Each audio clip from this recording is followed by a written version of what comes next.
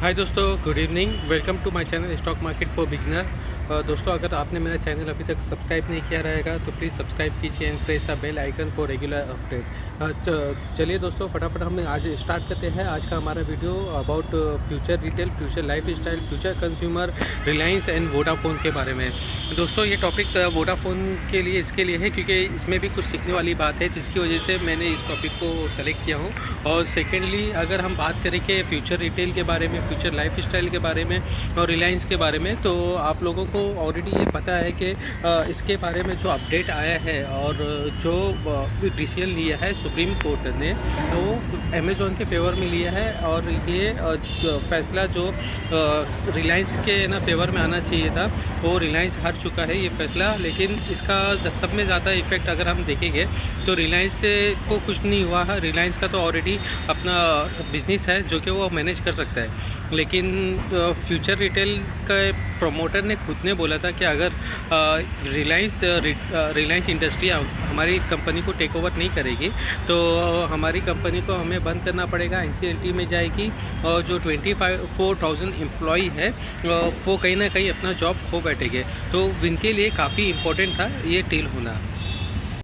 तो दोस्तों, अब हम आ गए फ्यूचर रिटेल के चार्ट के ऊपर। अगर हम चार्ट देखेंगे तो इसने लोअर सर्किट पे क्लोज़ किया है 52.55 पे और 9.94% की इसके अंदर गिरावट है।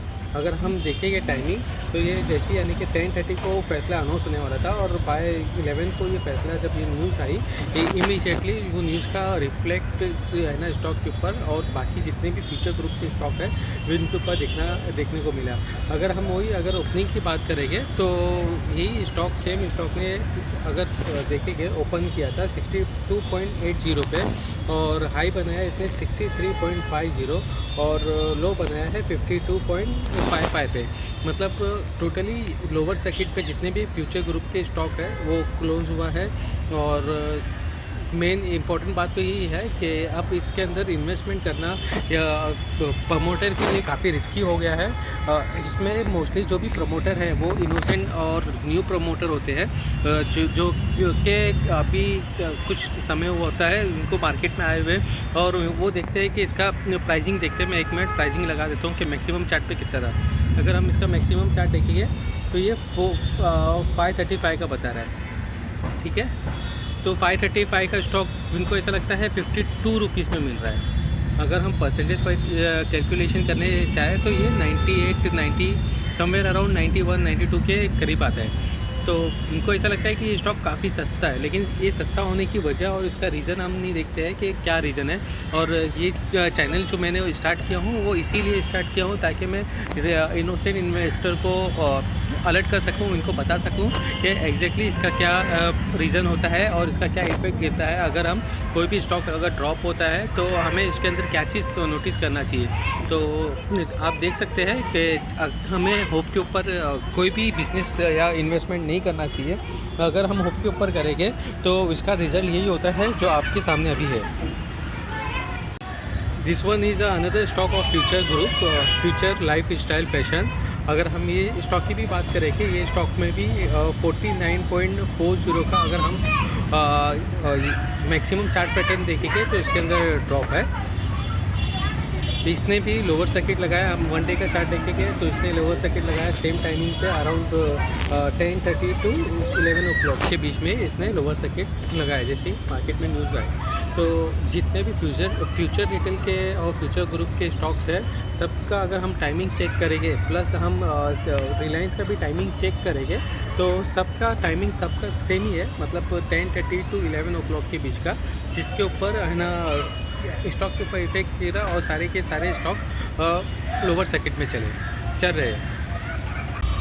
तो दोस्तों, अब हम आ गए हैं रिलायंस इंडस्ट्री के चार्ट के ऊपर, जो कि 2.07% से ड्रॉप हुआ 44.25 रुपीज़ से ड्रॉप हुआ है।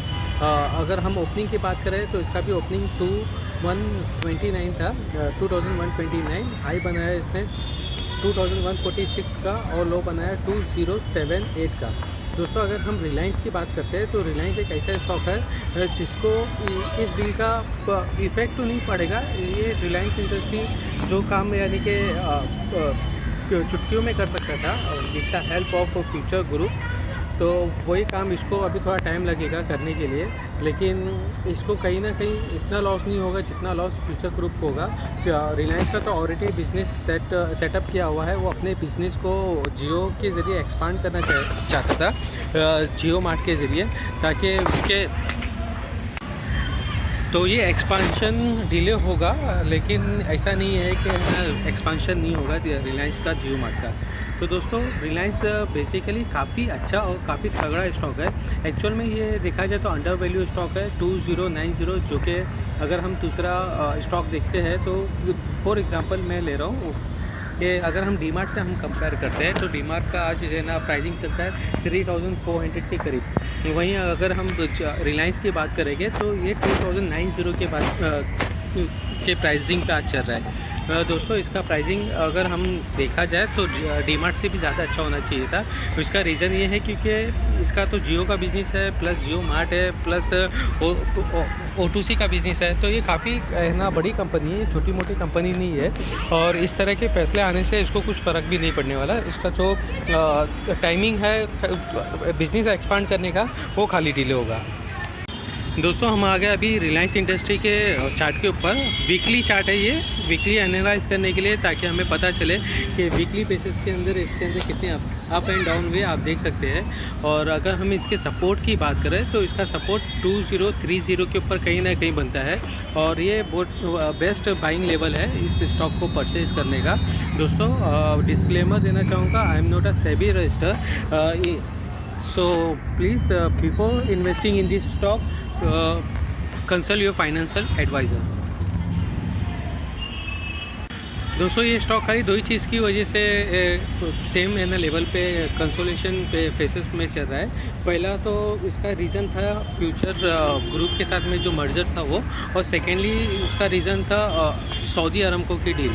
दोस्तों जिसकी वजह से ये दो है ना न्यूज़ की वजह से एक स्टॉक के अंदर अनसर्टेनिटी आ गई थी, और कंटिन्यू अगर हम देखेंगे तो ये एक ही फेस के अंदर ट्रेड कर रहा है। दोस्तों अगर पहला चीज़ तो जो फ्यूचर ग्रुप के साथ में डील कैंसिल हुई है, तो इसमें से यानी कि हम कह सकते हैं कि ये एक अनसर्टेनिटी निकल गई है।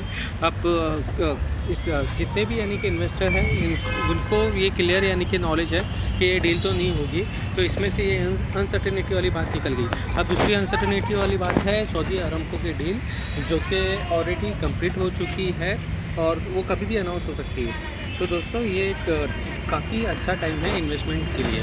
दोस्तों please before investing in this stock आप अपनी खुद की है ना स्टडी कीजिए, खुद की रिसर्च कीजिए, तो आपको और भी यानी कि आपका नॉलेज इंक्रीज़ होगा, इम्प्रूव होगा, और आपको समझ आएगी कि हमें कहाँ पे पैसा इन्वेस्ट करना चाहिए।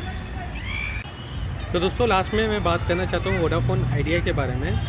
ये थोड़ा सा टॉपिक से हटके है, लेकिन सेम लाइन में हम बोल सकते हैं कि ये सेम ही लाइन में टॉपिक है, क्योंकि फ्यूचर ग्रुप के अंदर भी अपना इन्वेस्टर ने काफ़ी पैसा इन्वेस्ट किया था, और अभी उनका पैसा अगर हम देखा जाए तो कुछ उसका भरोसा नहीं कि अब क्या होगा, कब यानी कि ये लोअर सर्किट खुलेगा, क्योंकि ये अभी जो लोअर सर्किट लगा हुआ है वो काफ़ी लंबा चलने वाला है, और कहीं ना कहीं भारी नुकसान हमारे रिटेल इन्वेस्टर को हो सकता है। अगर हम वहीं वोडाफोन आइडिया की बात करेंगे तो वोडाफोन आइडिया में अगर हम देखेंगे तो यही वीक में इसने 4.72 का लो बनाया है, जो कि 52 वीक लो है। हाँ, इसके अंदर भी सेम ही रीज़न है कि इसके अंदर किस कंपनी अपने सर्वाइवल के लिए फ़ाइट कर रही है, क्योंकि इसके जो डेप है वो अराउंड 1,53,000 का डेप है, और कंपनी को अगर गवर्नमेंट का सपोर्ट नहीं मिला या तो कुछ है ना इन्वेस्टर का सपोर्ट नहीं मिला, तो ये कंपनी के प्रमोटर ने खुद ने बोला है कि हमें ये कंपनी चलाने में बहुत दिक्कत आएगी, बहुत मुश्किल आएगी।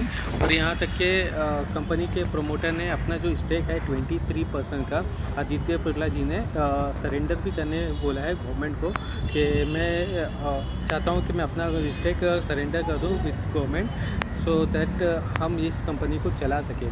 लेकिन दोस्तों बात अभी यही है कि इसके अंदर भी सिचुएशन इस तरीके से ही है कि कंपनी चलेगी कि नहीं चलेगी, इसका कुछ फ्यूचर नहीं है। ये भी कंपनी होप के ऊपर है, इसके लिए मैंने ये कंपनी को सेलेक्ट किया ताकि आपको अलर्ट कर सकूँ। इसके अंदर भी काफ़ी यानी कि मेरे को मैसेज आते हैं कि सर मैंने इसके अंदर 1 लाख रुपीज़ इन्वेस्ट किया है, 50,000 इन्वेस्ट किया।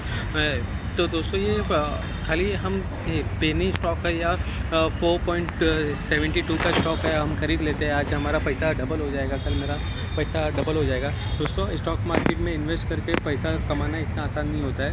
अगर आपको इन्वेस्ट करना है तो आपको फंडामेंटली स्ट्रॉन्ग कंपनी सेलेक्ट करना पड़ेगी। आपको कंपनी का बैलेंस शीट देखना पड़ेगी लास्ट 5 ईयर की कि कंपनी प्रॉफिट कर रही है कि नहीं। अगर वो प्रॉफिट कर रही है तो उसके ऊपर कुछ लोन है क्या, अगर लोन है तो कितना लोन है, और वो कंटिन्यूसली अपना लोन को डिस्क्रीज कर पा रही है कि नहीं, और तो प्रोमोटर की होल्डिंग कितना है। क्योंकि बहुत सारे स्टॉक में ऐसा भी होता है कि प्रोमोटर खुद अपनी होल्डिंग बेच के निकल जाते हैं और लास्ट में इन्वेस्टर फंस जाते हैं। तो ये सारे क्राइटेरिया रहते हैं जो कि हमें चेक करना रहता है बिफोर सेलेक्टिंग एनी स्टॉक। तो दोस्तों नेक्स्ट वीडियो में मैं डेफिनेटली इसके ऊपर भी एक वीडियो बनाऊंगा कि हमें कौन से स्टॉक सेलेक्ट करना चाहिए और स्टॉक सेलेक्ट करने के टाइम हमें क्या चीज़ चेक करना चाहिए। दोस्तों अगर आपको मेरा ये वीडियो पसंद आया रहेगा तो प्लीज़ लाइक एंड शेयर कीजिए और कमेंट्स कीजिए। आपका एक लाइक मेरा मोटिवेशन बढ़ाता है। Thank you guys, bye bye.